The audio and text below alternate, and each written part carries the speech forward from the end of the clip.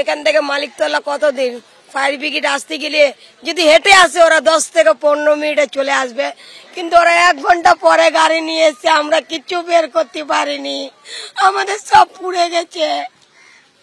এই এক্ষুনি বাড়িতে গিয়েছি, পোড়া এটা পেয়েছি, আমার গয়না গাটি সব পুড়ে গেছে। এটা তো ছোট বাচ্চাদের, এই আমার ছেলের ছোটবেলার, এই আমার ছেলে, আমরা এক জামাই বেরিয়েছি, আমরা রাত থেকে কিছু না খেয়ে দিয়ে এখানে। ছোটবেলার ছোট শিশুর বালা সেটা কোন রকমে হাতে নিয়ে রয়েছেন, ভেতর থেকে শুধু এটাই উদ্ধার করতে পেরেছেন, বাকি কিছু পাননি। না, আমার ঘর পুরো পুড়ে গেছে ওখানে।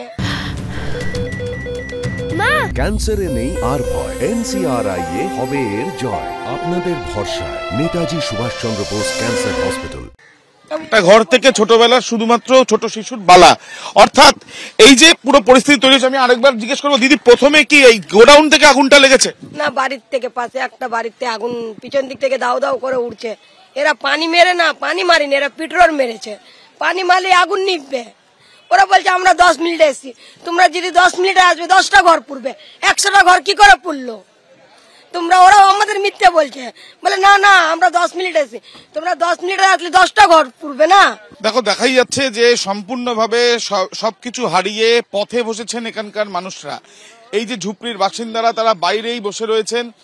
ভেতরে কিছু জিনিসপত্র রয়েছে কিনা বা বাঁচানো সম্ভব হচ্ছে যায় কিনা সেটা তারা দেখার চেষ্টা চালাচ্ছেন।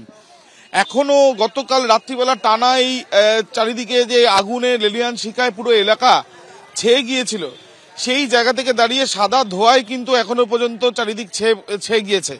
এবং একটু ভালো করে দেখলেই বোঝা যাচ্ছে যে সাদা ধোঁয়ার বাইরেই কিন্তু যে আশঙ্কাটা গতকাল ছিল সেই আশঙ্কাটা সত্যি হয়েছে, অর্থাৎ সবকিছু শেষ। এবং এখানে যে ঝুপড়িগুলো বাসিন্দা যারা ছিলেন তারা কিন্তু এক প্রকার পথে বসেছেন। শুধুমাত্র দেখতেই পাচ্ছ, প্রতীক রায় ক্যামেরা পার্সন দেখাচ্ছে, শুধু তাই নয়, এখানে অনেক মানুষ তাদের ছোট ছোট শিশুদের নিয়েও তারা কিন্তু রাস্তায় এসে বসেছেন।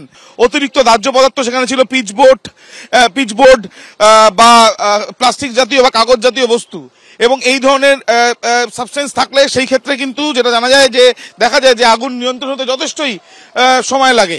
এইখান থেকে আগুন চারিদিকে ছড়ায় এবং হাওয়ার গতি বা কারেন্টের তার অন্য যে কোনো কারণ হতে পারে, উল্টো দিকে, রাস্তার ঠিক উল্টো দিকে যে ঘরগুলো, সেই ঘরগুলোতে আগুন লেগে যায়। এবং সেখানেই এক ব্যক্তির, হাবিবুল্লাহ মোল্লা নামে এক ব্যক্তির মৃত্যু হয়েছে। যে সময় মৃত্যু হচ্ছে তার বোন জানাচ্ছেন যে তারা খুঁজে পাচ্ছিলেন না। আগুন যখন এই জায়গাটায় নিয়ন্ত্রণ হয়, তারা এসে দেখতে পান যে ঘরের মধ্যে শায়িত অবস্থায় ছিল সে, অর্থাৎ এখানেই ঘুমন্ত অবস্থায় তার মৃত্যু হয়েছে। একের পর এক ঘরের বাইরে এইভাবেই সাধারণ মানুষ বসে রয়েছেন। প্রশ্ন উঠছে একটাই, সেটা হচ্ছে যে এই ক্যানেলের পাশে এই ধরনের যে গোডাউনগুলো ছিল পিচবোর্ডের বা প্লাস্টিকের বা কাগজের, এগুলো কি আদৌ লাইসেন্স প্রাপ্ত ছিল? এবং এগুলোর কি আদৌ কোন রকম অগ্নিনির্বাপণ ব্যবস্থা ছিল? যদি থাকতো তাহলে সেটা কি আদৌ কাজ করেছে? এই আগুন লাগার সঙ্গে সঙ্গে এখানে এতগুলো যে গোডাউন ছিল, যে গোডাউনের কথা এখানে অনেকে অভিযোগ করছেন, সেই গোডাউনগুলো কি মর্মে সেই গোডাউনগুলো ছিল এবং কেনই বা সেই গোডাউনগুলো ছিল, যেখানে পিচবোর্ড, প্লাস্টিক, কাগজ জাতীয় বস্তু, যেগুলো দাহ্য পদার্থ, অতিরিক্ত দাহ্য পদার্থের জন্য এখনো পর্যন্ত আগুনের পকেট ফায়ারগুলো নেভাতে দমকলকে বেগ পেতে হচ্ছে। আমি এখানে যারা রয়েছেন তাদের সাথে কথা বলবো। এখানে এই যে গোডাউনগুলো ছিল, সেই গোডাউনগুলো কতগুলো তাও গোডাউন ছিল?